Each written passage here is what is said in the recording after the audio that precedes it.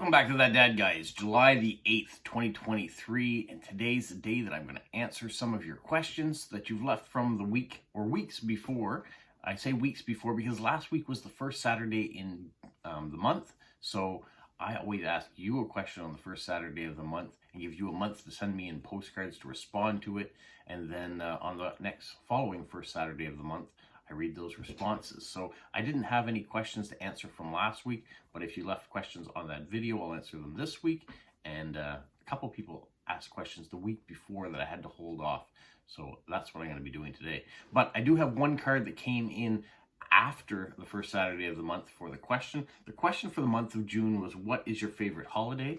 And this card has shown up since. And comes from Paula in South Carolina, and she says her favorite holiday is Halloween. It's in the fall, which I love. Finally, the heat is gone.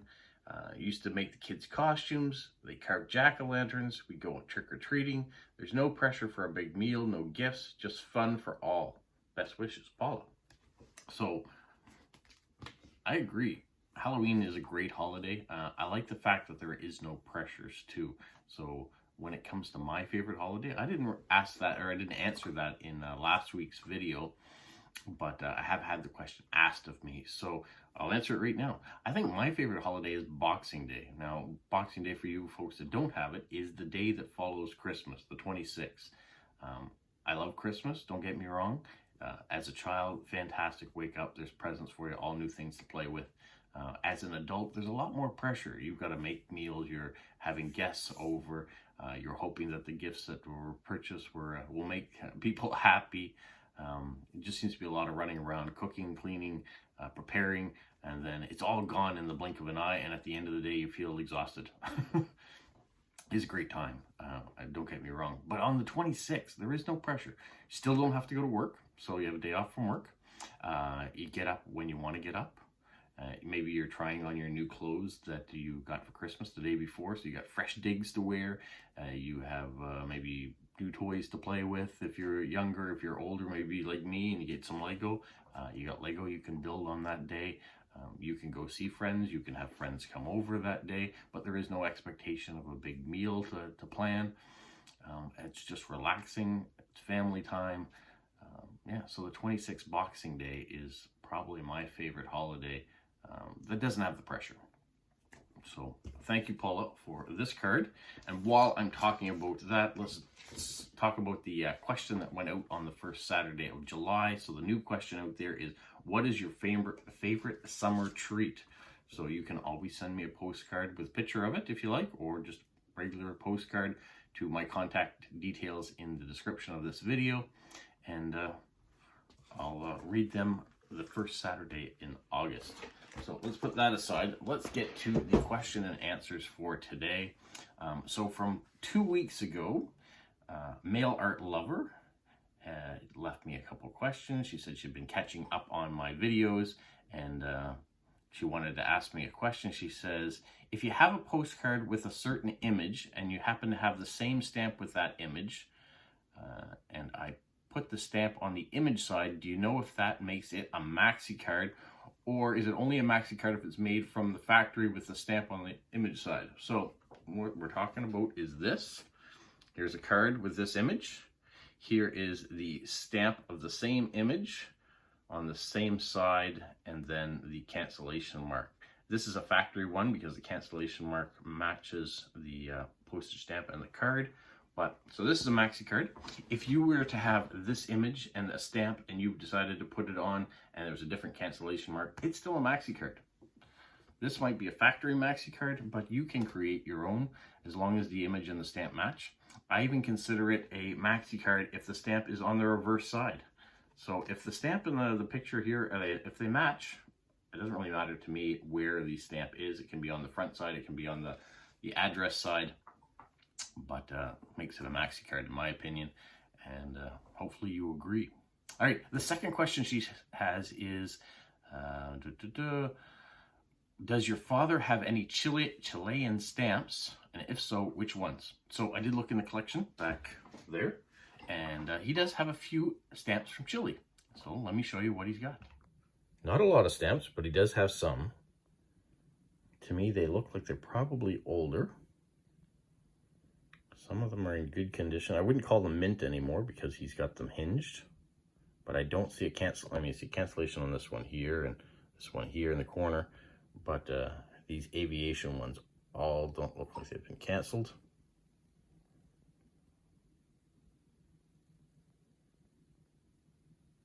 So the whole page looks like of aviation. So I don't know if he bought a packet of stamps from Chile that were aviation themed and he got all those. These ones you can see have been used.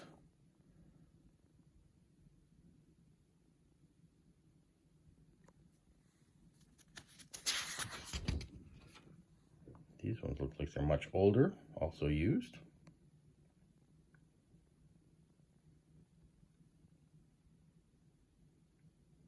I'm afraid I don't know the history of these stamps. There are going to be philatelists out there that will be able to write in and leave comments saying you've got this, this, and this on this page, and this, this, and this on that page. But that is his entire Chilean stamp collection, 3 pages. It was fun to go find out, see if he did have any Chilean stamps, first of all, and then when I noticed he did, it was nice to be able to show them to you. Yeah, not a lot, but man, who knows? One day maybe that collection will grow even further. But for now, that's what he has. So hopefully that answers your questions, and we'll move on to the next one. The next one comes from Amber in Missouri, and she says, what do you do when people ask you to register a card they've sent? She's had someone who's asked her 3 times to register a card, and she doesn't know what to say to them. So in my case, I've only had it happen a couple times where people have written me and asked to register a card. Now, they're asking you to register a card because maybe you've never received it, hasn't ever gotten to you. Hopefully they've sent one to you in the first place, because I'm sure there's tricksters out there that will play the game and ask you to register something that they've never sent to you in order to get a slot open that they can get something sent back to them. There are people like that that are out there that are looking to get something for nothing. In my case, where it's only happened a couple times, and if it's been a long time, say like 200 days plus, that it hasn't reached me, I have registered a couple IDs that way. Rule of thumb though, if it hasn't been an extremely long time, I'm giving the mail system a long time to produce it, to get it to where it belongs. It's got to be a good long time, like I said, 200 plus days before I'm going to register it, because otherwise I'll just say, let's just wait and see when it gets here. Because that's kind of part of the fun too, to say, okay, you sent me a card and it took 197 days to get to me. Why did it take that long? You know, most mail, especially between Canada and Europe, is about 8 days. I'm now getting mail between Canada and Japan, the Philippines, Indonesia in 8 to 10 days as well sometimes. So it's fantastic when the mail moves quickly. And it's a real mystery when it moves slowly. Why does it take so long sometimes? I can guess in some indications when you're going to certain countries, it takes a little longer. Maybe their mail system isn't as advanced. Maybe there is a political situation interfering with the processing of mail as well. There are all sorts of reasons why mail slows down between some countries, and some countries it doesn't move between at all during wartime. So the long and the short of that question is, I'll leave it to your discretion. If you want to register a card, register the card. It doesn't really affect us one way or the other whether or not you register a card that you've never received. You're either going to get it or you're not. The only thing you're actually saying in your mind is, are you going to release a card to be sent to the person without getting something in return? So that's up to you to decide. I'm going to leave that to you guys, how you feel. I know it's probably a mixed bag of emotions on that. For me personally, if someone wants you to register a card, for the most part, I'm going to do it. If it's taken the mail system long enough to get here and it hasn't reached, and I can release that card before it expires, then yeah, I'm probably going to do it. All right, that's what I got. I didn't have any questions on last week's video, so these were all the questions I had from 2 weeks ago. Only 3 questions, 2 people asking them, but good questions. I was glad to get an additional card to come in to show you from the monthly draw ones and to talk about the new question. Sorry, I'm going to bang the camera a little bit here as I'm rearranging things. I'm just reaching for an address. That's it for my questions, like I've said. So if you have a question for me, leave it in the comments of this video and I'll answer them next week. That's how it works. The next thing I'm off to do, though, is go to a post-crossing meetup. I did 2 of them last year that were in town. They were organized by Sophia, who's from Montreal. She is down again, and has organized another one. She did one in Newfoundland last week, and she is in New Brunswick now. So in Fredericton, the capital of New Brunswick, we are having a meetup between 12 and 3 today, July 8th. It is going to be at 232 Rookwood Avenue in Fredericton at the Capital Winter Club in the restaurant. So if you see this in time and you want to get there, maybe you're from the Fredericton area and you want to drop in and see it. If you can't make it, I'm going to be shooting a video, surprise, surprise, and I will post that later on. I don't know if it'll get out today, but it might get out tomorrow otherwise. That's the plan. That's what I got to get off to. I'm dressed for the occasion. I've got to grab my That Dad Guy stamp for doing all the cards when I get there.